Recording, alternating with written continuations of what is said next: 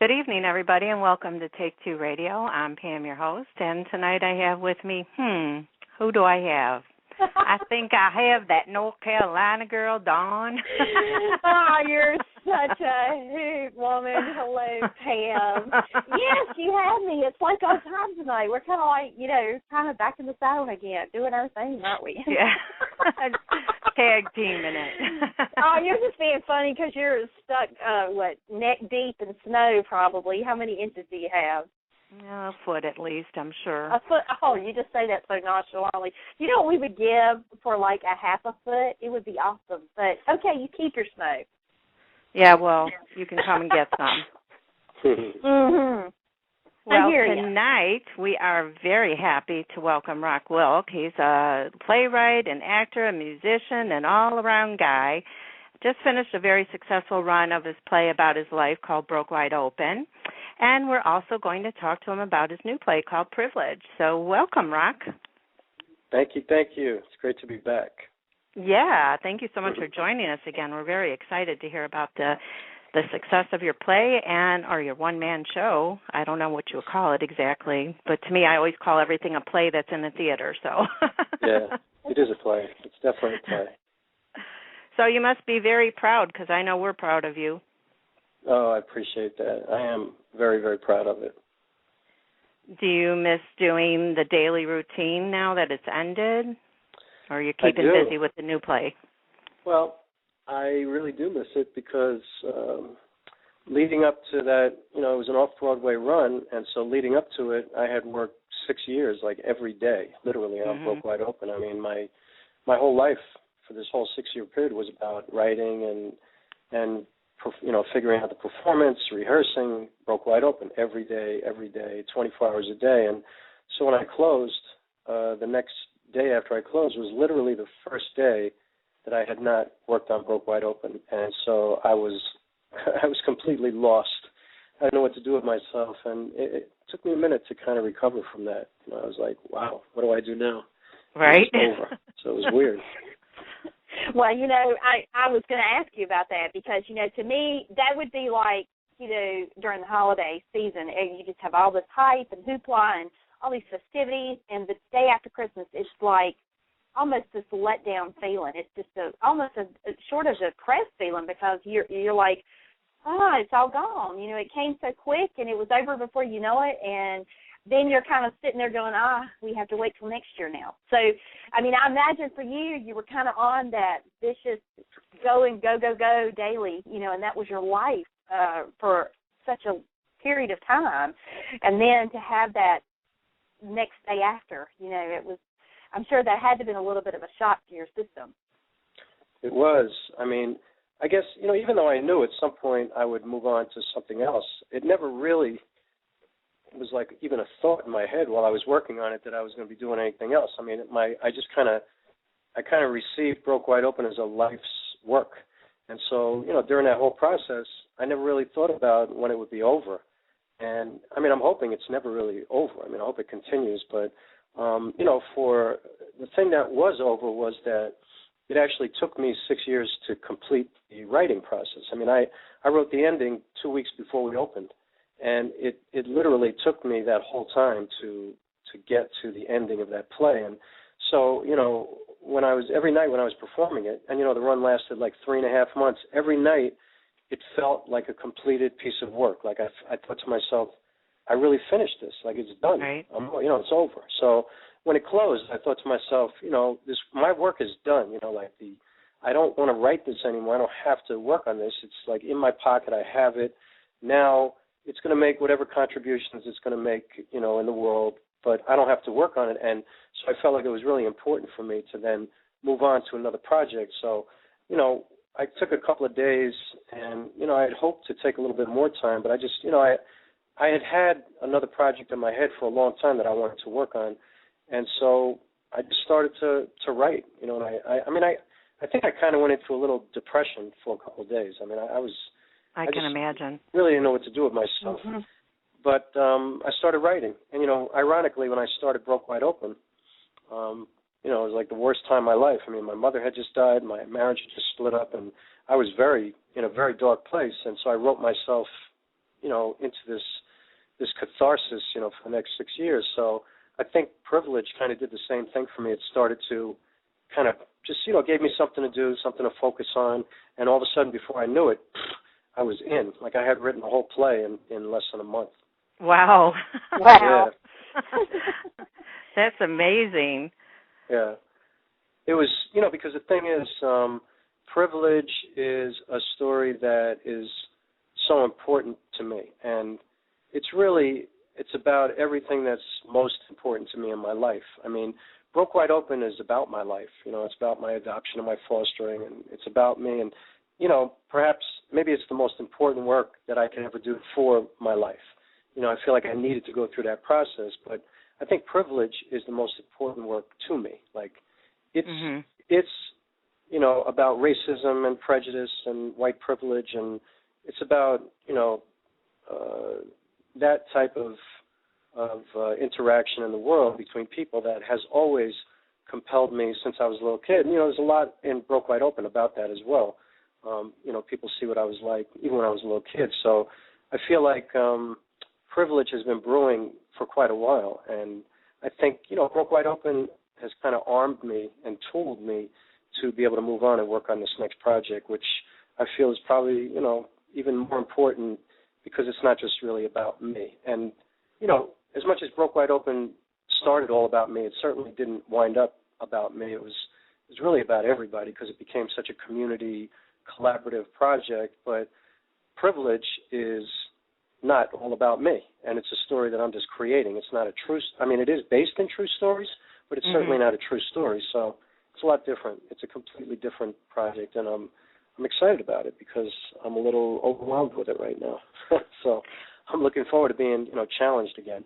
Yeah. Well, I'd like to read what you wrote about Privilege on your website because I think it explains it really well, and it's so beautifully written, if you don't mind. Sure.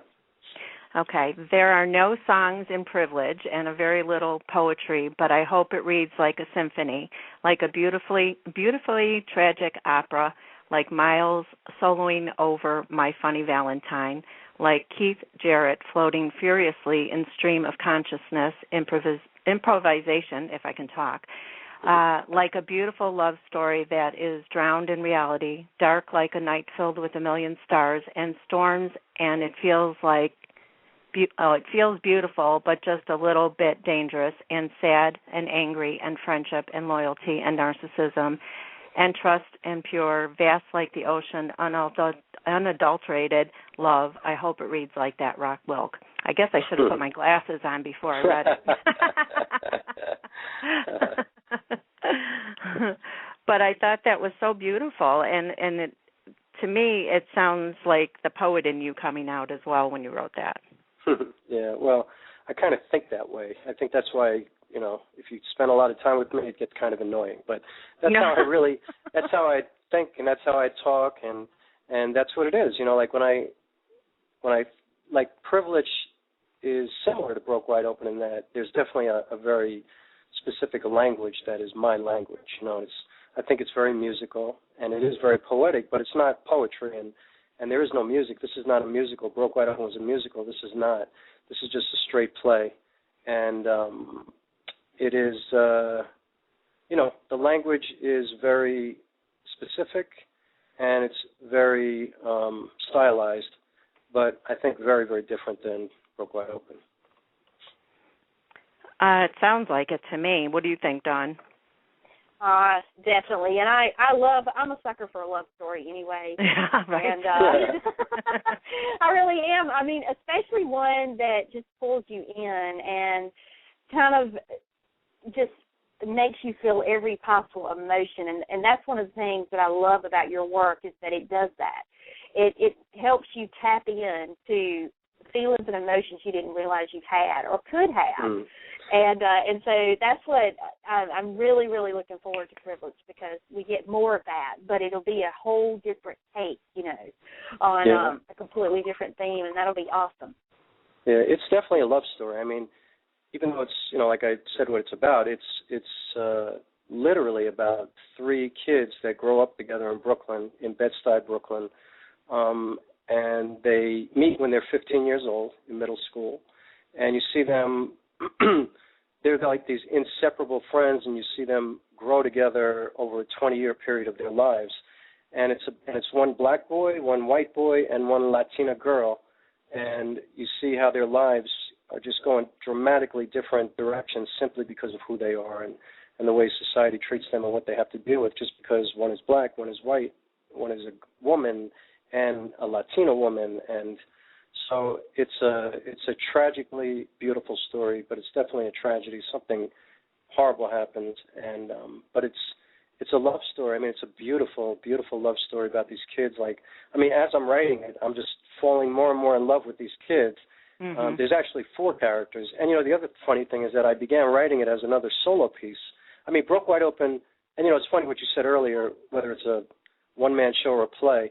I don't even ever use the term one-man show or a solo show or anything like that because I feel like people are biased when they hear that. They suddenly think it's like somebody sitting on stage on a stool telling a story. Right. And Broke Wide Open is like this beautiful production.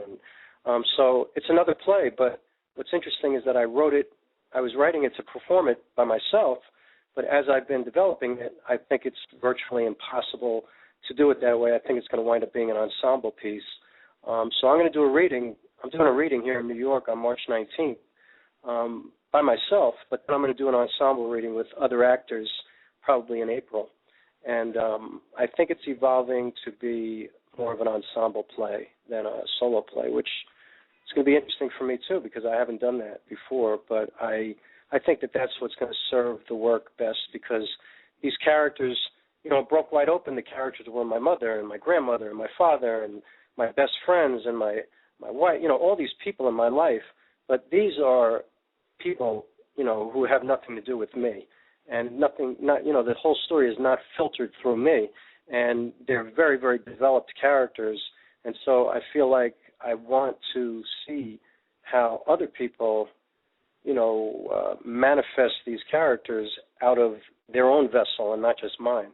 And I think it would be just magical for me and for, you know, I think it would just be better for the work too. So we'll see. I mean, I think I'm going to do it both ways because it's also going to be an incredible challenge to pull it off as a solo piece. But I think for the work, I'm just feeling right now, and this could always change, but I'm feeling right now like maybe as an ensemble it might be better for the art, for the work.